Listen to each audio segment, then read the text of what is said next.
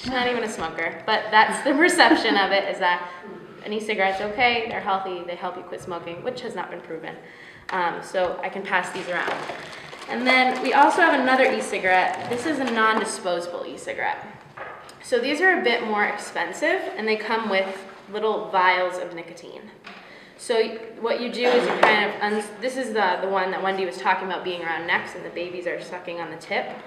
So you just open it up, and then you pour the nicotine liquid inside there. And then what an e-cigarette does, I guess I should explain in case anybody doesn't know, is it vapes the liquid. So there's a little battery in there, and it heats up liquid, and then it vapes it. So there's not really a secondhand smoke from e-cigarettes, but there is a vapor coming out that there's no research back on what's in that vapor. So it might not be as harmful to the person sitting next to you health as a cigarette secondhand smoke, but chances are it's not good for you either. There are definitely chemicals in that vapor. So it hooks up to a USB port, right? Yes, and you charge it with a USB port, so through your computer, through a plug. Isn't that slick?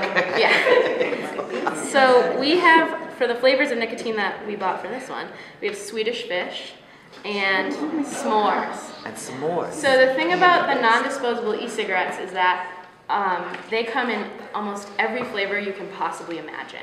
Cotton candy, Captain Crunch, Fruity Pebbles, I mean, literally, yeah, literally everything. And so that's where it becomes very clear that the tobacco industry is targeting kids here. They're not targeting the 40-year-old smoker with bazooka bubblegum nicotine flavoring or any of the other products that are being passed around. That's just not targeted at an adult smoker. But what's happening is the traditional combustible cigarette smoking rates are going down, thankfully, especially among youth.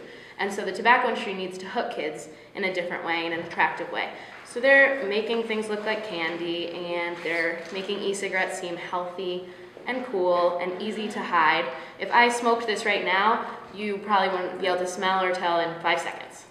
I came home from North Carolina yesterday, and the person next to me smoked his e-cigarette the whole time on the plane, and nobody was aware of it. Yep. On the plane? Because it's been banned on planes. It has been banned on planes. On the plane. Just took a puff, put it back in the bag, took a puff, put it back in the bag, and actually got it through because he broke it into components. I asked him, how'd you get it through? Because they ask you to remove your e-cigarettes. Right. And he broke it, and he put a piece here, piece here, piece here. Yeah. And the reason they ask you to remove your e-cigarettes now is because they used to allow them on planes, and then one exploded in luggage and started a fire. So the other thing with these non-disposable e-cigarettes is these little vials of nicotine are proving to be quite a problem among toddlers and children, as you can imagine. They get these little caps off, and they're downing the nicotine liquid. And their poison control centers at hospitals all over the country are lighting up with these kinds of calls. Some of the liquid is colored, it looks like juice maybe, you know, kids will do anything. And so that's what goes in the e-cigarettes, and you can buy them, like I said, in any flavor. Just an interesting story about these. The vice principal at Middleborough Middle School recently called me and said, you know, we're having a big e-cigarette problem, I want you to come talk to our parents. So I said, sure. And while I was there, I said, well, it must be mostly disposable e-cigarettes, right? Like the ones going around. And he said, oh, no, they're all non-disposable. And I was shocked because these aren't really sold in convenience stores. They're usually sold in vape shops, adult-only establishments. And I said, so what, are they buying them online? And because you can buy these online. So I said, they must be buying them online. And he said, oh, no, you know, their older kids are buying them for them, or they're stealing them from their aunts or their parents. So just something to be aware of, that these are in the hands of kids, these non-disposable ones with the vials. Yeah? And if I could just share also that educating the parents on these vape shops, and it is really important because a lot of parents are bringing their kids into vape shops and letting them choose their flavor of the week. Yeah, I guess it's you know, like the concept of a cigar shop, or you know, a place where you can go and sit back and have a cigar. It's similar. Yeah. And what they have is a vape shop. They have the wall. Yep. Covered with all different flavors. They have a menu up on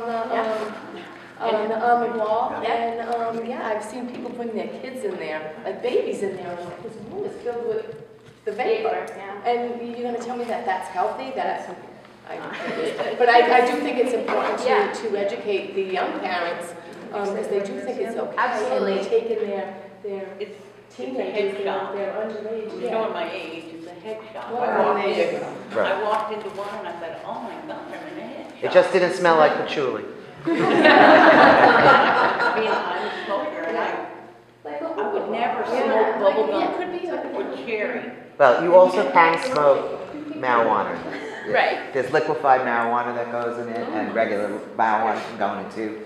And the new word is vaping. Right. You don't smoke anymore, you vape. That was actually Webster Dictionary's word of the year for Really? 2014 was vaping. Oh my God. Yes, and because that is technically you don't smoke an e-cigarette, you vape an e-cigarette. So these are just some of the products that are out there that kids are using that they're attracted to. I guess before I go any further, does anybody have any questions about any of these products? Do they have vape shops in Florida? A vape shop? That's a good question. I don't see it. Adult, Marilyn Edge could answer that Yeah. question, because it has to be, it could be a tobacconist, a store that is just a retail tobacco store. Big sign on the front door, you can't get in if you're under 18. That would be a place where you can find the very expensive stuff, you know. You can buy it online. So what's so interesting, Lisa, about what you just said, is that we're thinking that we need to talk to parents of middle schoolers and high schoolers. I think you've opened our eyes. We need to talk to parents of little children like WIC mummies and daddies and grannies, because they don't know. This is so insidious. And it's the use of e-cigarettes among youth. Now we're talking 12 to 16, they're kind of measuring that, has tripled in 1 year. So where we made such advances over the last 20 years with teenagers and smoking, it's completely changed. It's now vaping, and they are completely feeling it's safe, completely. And what they need to know is, okay, so a teenager will say to you, or a fifth grader will say to you, hey, it's only nicotine. I'm not going to get the tar and all the other things that cause lung cancer. First of all, we don't know that because there's polypropylene and other things in this, and it's unregulated. Secondly, what nicotine does to the brain is terrifying for young adolescents. And everybody in this room is a professional, so you know that the human brain does not mature till you're 25. So you start something at 12, 13, 14, you've opened the gates for everything. The cells in your brain that light up when you're addicted to nicotine light up with alcohol and light up with drugs. So you've just opened the door for that child to be, like some people can try alcohol and other drugs later on in life, alcohol, but if they've started with an addiction at 12, 13, 14, 15, it changes their brain chemistry, and they're much more susceptible to lifelong addiction. So I can't say how strongly the Department of Public Health is concerned. FDA is moving like a turtle, which is usual and often happens.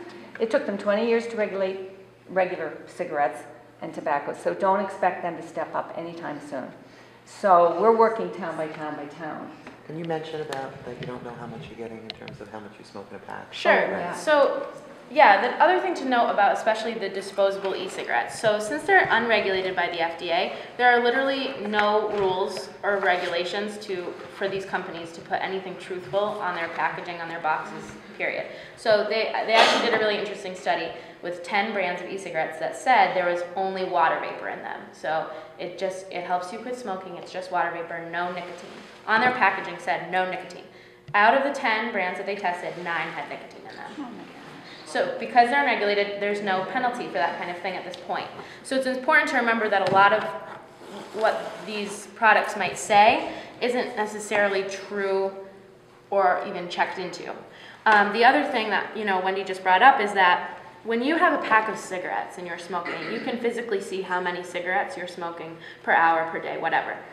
An e-cigarette, you have this around your neck, you're taking puffs all day, you're probably doubling your nicotine consumption. And then what studies are finding is that people are smoking these all day and going home and smoking regular cigarettes. Yeah. So a lot of dual use is coming up. So nicotine in a smoker's body who's using both of these is really even higher than if they were just smoking cigarettes, which is important to remember for addiction reasons and for health reasons.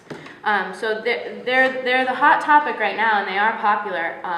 But it's also important to remember how deceptive they are really as a product, and how they are directly targeting youth with their flavors and all the misinformation about them. Because youth today, there's a great graph that shows regular cigarette combustible smoking among youth, and it goes down. And then you put the e-cigarette one on the same graph, And it's the opposite way. Youth today don't want to smoke combustible cigarettes. They've learned about it for their whole lives, how bad they are. They get it. These are a different story. They're new. There's not a lot of information. They might be taught in health classes, but probably pretty briefly. And so it's important to get the education out there for the kids and for their parents. So Kathy and Judith are available to come to your organization? Yes, To do presentations, to youth to do presentations. They have literature that they can give you, Yes. and we need to get this word out. So thank you, ladies. We Thank really you. appreciate you coming. Okay, so thank you all for coming.